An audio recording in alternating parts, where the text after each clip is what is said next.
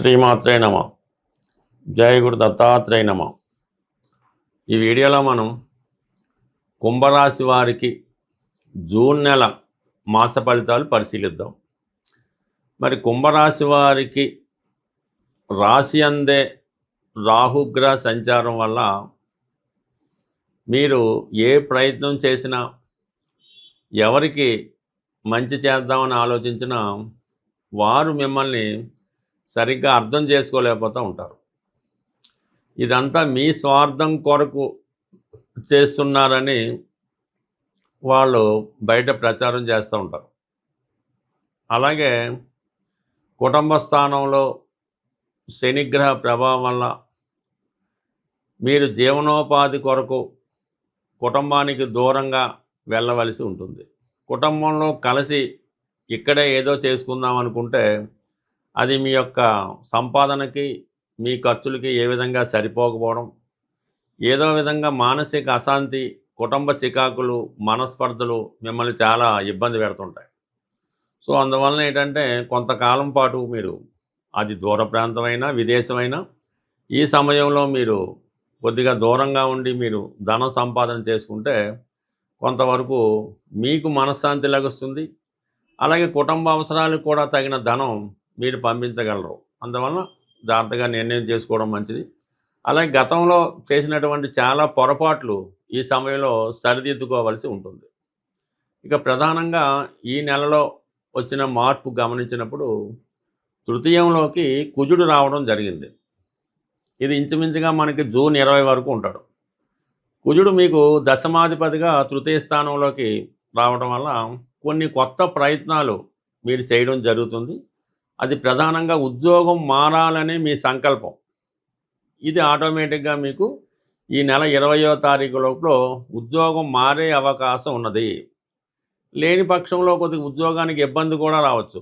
అనివార్య కారణాల వల్ల ఉద్యోగం పోవడం కానీ, వాళ్ళే మిమ్మల్ని ట్రాన్స్ఫర్ చేయడం కానీ, వేరే ప్లేస్కి మార్చడం కానీ జరిగే అవకాశం ఉన్నది. అది ముందుగానే మీరు నిర్ణయించుకుంటే కొంతవరకు మీకు అనుకూలంగా ఉండే అవకాశం ఉంది. ఇప్పుడు ఉన్నటువంటి గ్రహస్థితి ప్రకారం రేపు చేద్దాం అనుకుంటే ఈలోగా ఉన్నది కాడ పోయే అవకాశం ఉంది. కాబట్టి జాగ్రత్త వహించడం మంచిది. బట్ ఏదైనా జూన్ 20వ తారీఖు లోపు ఉద్యోగంలో మార్పు ఉంది. జూన్ 20 తర్వాత స్థానచలనం కూడా ఉన్నది మీ జాతక రీత్యా. ఏదైనా వేరే ప్లేస్కి మారడం కానీ, ఉన్న స్థిరాస్తి ఏమైనా అమ్మడం, విక్రయించడం కానీ జరిగే సూచనలు ఉన్నాయి. కొన్ని తప్పనిసరి పరిస్థితుల్లో కొన్ని చేయవలసి ఉంటుంది.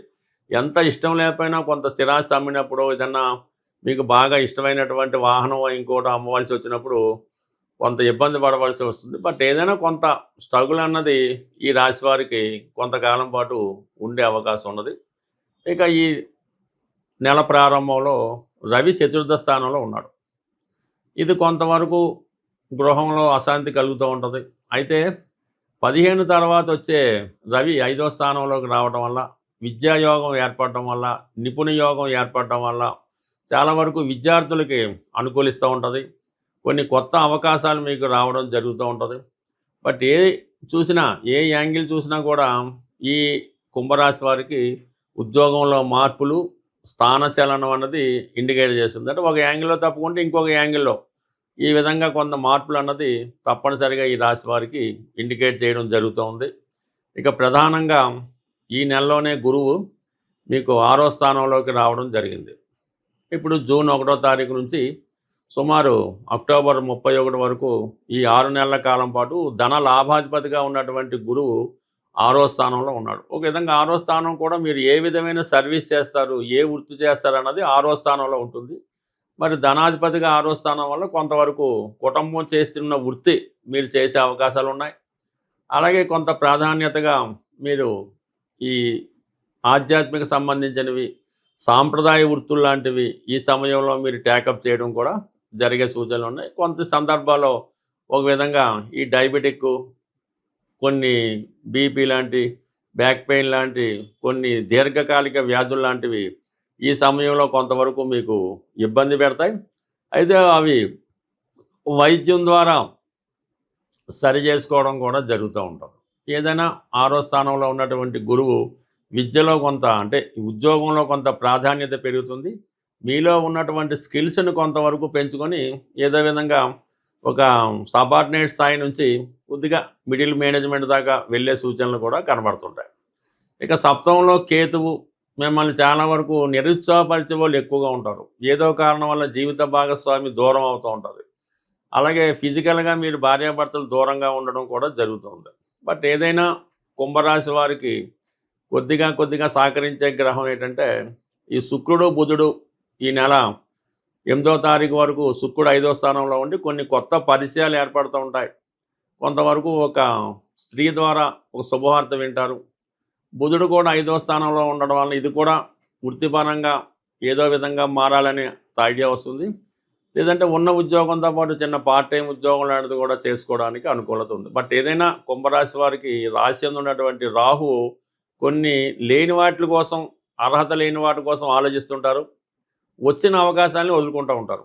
అది కాకుండా మీకు ఎంత సామర్థ్యం ఉందో ఆ వచ్చిన అవకాశాన్ని ఉపయోగించుకుంటే మంచిది తప్ప లేని అవకాశం కోసం, రాని అవకాశం కోసం మీరు టైం అంతా వేస్ట్ చేసుకోవడం కన్నా వచ్చిన అవకాశాన్ని వదులుకోవడం మంచిది.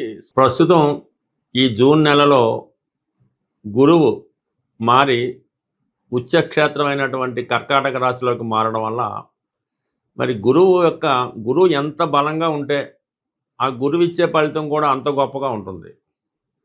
జ్యోతిష్ శాస్త్ర ప్రకారం గురువు ధనకారకుడు, సంతానకారకుడు, జ్ఞానకారకుడు, అదృష్టానికి కారకుడు.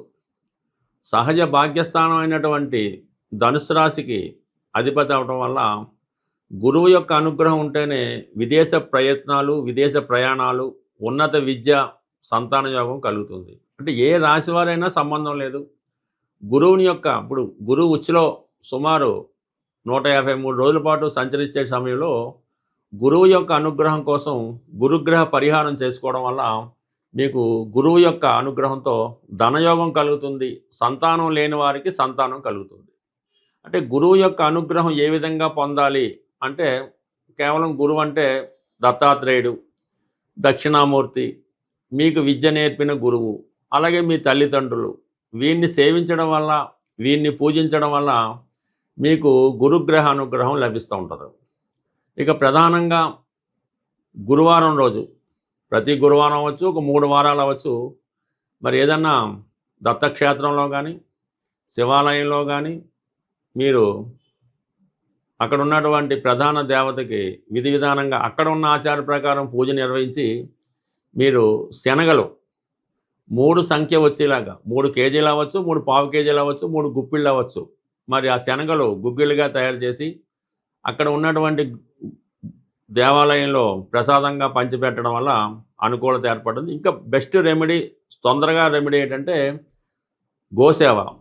ఏదైనా దేవాలయంలో ఉన్నటువంటి గోవును కానీ, గోశాలను కానీ దర్శించి ఆ గోసేవ చేయవలసి ఉంటుంది. అంటే గోసేవ అంటే ఆ గోశాలని చక్కగా శుభ్రం చేయడం, శుభ్రంగా క్లీన్ చేయడం, గోవుకి సౌకర్యంగా అది గాలి తగిలేలాగో అక్కడ పడుకునే ప్లేస్ శుభ్రం చేయడము, ఇవన్నీ కూడా శుభ్రం చేసి ఆవుకి మరి గోపూజ చేయడం వల్ల మరి గోవుకి నానబెట్టిన శనగలు నైవేద్యంగా అంటే ఆమెకి ఆహారంగా పెట్టడం వల్ల ఈ గురువు యొక్క అనుగ్రహం తొందరగా రావడం జరుగుతుంది. మీరు జీవితంలో ఎప్పుడైనా గురుద్రోహం చేసి ఉంటే, అంటే తల్లిదండ్రులు సరిగ్గా చూడకపోయినా, మీకు విద్య నేర్పిన గురువుకి సరైనటువంటి పరిహారం చెల్లించకపోయినా, కృతజ్ఞత లేకపోయినా, అలాగే కొంతమంది పెద్దవాళ్ళని దూషించిన ఈ యొక్క గురు శాపం తగులుతూ ఉంటుంది. ఆ గురు శాపం ఉన్న వాళ్ళకి గురువు ఇబ్బంది పెడుతుంటాడు. కాబట్టి ఈ సమయంలో మీకు ఎవరైతే విద్య నేర్పిన గురువు, పని నేర్పిన గురువు, తొలి అక్షరాలు నేర్పిన గురువు ఉంటాడో ఆ గురువుకి సత్కరించి చక్కగా మరి మామిడి పళ్ళు సీజన్ కాబట్టి ఒక 3 మామిడి పళ్ళు ఆ గురువు గారికి సమర్పించి నమస్కారం చేసుకోవడం వల్ల కంప్లీట్గా గురువు యొక్క అనుగ్రహం లభిస్తుంది. గురువు యొక్క అనుగ్రహం ఉంటేనే మిగతా గ్రహాలు మీకు సహకరించగలవు. ప్రతిరోజు దైవ ప్రార్థన, సాంప్రదాయాలు పాటించడం, రోజు సూర్య నమస్కారం చేసుకోవడం, అలాగే పరిశుభ్రమైనటువంటి వస్త్రాలు ధరించడం, ఈ విధంగా చేయడం వల్ల గురువు యొక్క అనుగ్రహం అంటే అది ఆటోమేటిక్గా మీలోనే కనబడుతుంటుంది. మీలోనే ఒక దైవం ఉట్టిపడుతూ ఉంటుంది. చిన్న చిన్న బలహీనతలు, వ్యసనాలు అవి ఉంటే వదిలిపెట్టి ఈ గురువు బలంగా ఉన్న సమయంలో మీరు ఎంత పవిత్రంగా ఉంటారో మీకు గురువు యొక్క అనుగ్రహం అంత తొందరగా లభిస్తుంటుంది. మరీ చిన్న రెమెడీ ఏంటంటే పసుపు రంగులో ఉన్నటువంటి 3 అరటిపళ్ళు ఆవుకి పెట్టడం వల్ల గత జన్మలో చేసిన పాపం ఈ జన్మలో చేసిన పాపం కూడా పరిహారం అయ్యే అవకాశం ఉంది. మరి గురువు అనుగ్రహం కోసం కనక పుష్యరాగం అనే స్వచ్ఛమైనటువంటి ఒరిజినల్ బంగారు ఉంగరాన్ని బంగారంలో తయారు చేసి కుడి చేతి చూపుడు వేలికి ధరించవచ్చు. అలాగే ఈ కనక పుష్యరాగం ఉంగరాన్ని ధరించలేని వారు మరి ఏదైనా తెలుపు రంగు దారానికి పసుపు రాసి, అంటే yellow colour thread right hand మడమకి కట్టుకోవడం వల్ల, స్త్రీలు కానీ పురుషులు కానీ ఒక పసుపు కొమ్ము, అంటే పసుపు కొమ్ములో దుంప పసుపు కొమ్ము, అది పాకెట్లో పెట్టుకోవచ్చు, లేదంటే హ్యాండ్కి కట్టుకోవచ్చు. ఈ విధంగా పసుపు కొమ్ము దగ్గర పెట్టుకున్నా కూడా గురుగ్రహ అనుగ్రహం లభిస్తుంది. రావి చెట్టుకి ప్రదర్శనలు చేసి ఆ రావి చెట్టుకి నీళ్లు పోయడం వల్ల ఆ దత్తాత్రేయుడి అనుగ్రహంతో పాటు గురుగ్రహ అనుగ్రహం కూడా లభిస్తుంది. ఈ సమయంలో మీరు ఏదో ఒక దత్తక్షేత్రాన్ని సందర్శిస్తే ఈ గురువు యొక్క ఆశీర్వాదం మీకు లభించే అవకాశం ఉంది. బట్ ఏదన్నా గురుబలం ఉంటేనే పెళ్ళి, పిల్లలు, సంతానం, డబ్బులు లభిస్తాయి. కాబట్టి ఈ సమయంలో మీరు ఈ గురుగ్రహ అనుగ్రహం సంపాదిస్తే జీవితంలో చాలా సౌకర్యాలు ఏర్పడే అవకాశం ఉంది. స్వస్తి.